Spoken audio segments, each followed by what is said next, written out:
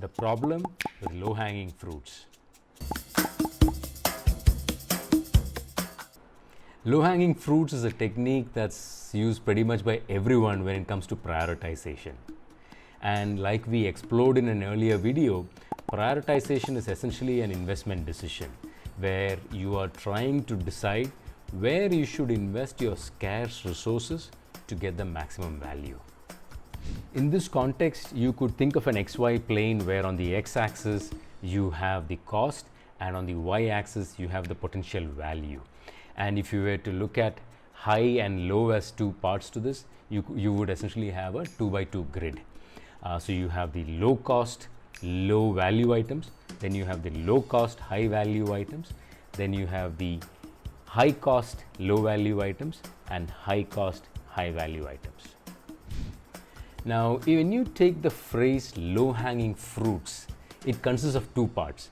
One is the low hanging and the other is the fruit. The low hanging talks about the low effort that's involved, and fruit refers to the potentially high value.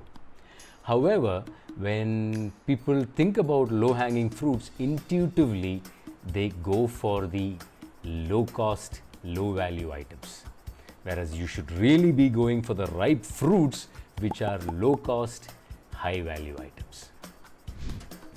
Now the question becomes, what do you do after you've addressed all the things you have in the low cost, high value items?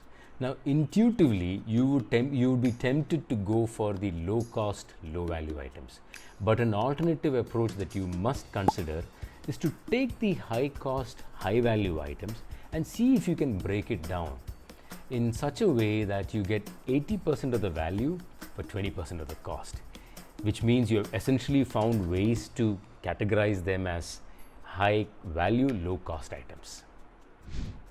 Now, if you found this video insightful, do give it a like, and I would love to hear your own experiences with low hanging fruits in the comment section. Thank you for watching and have a good one.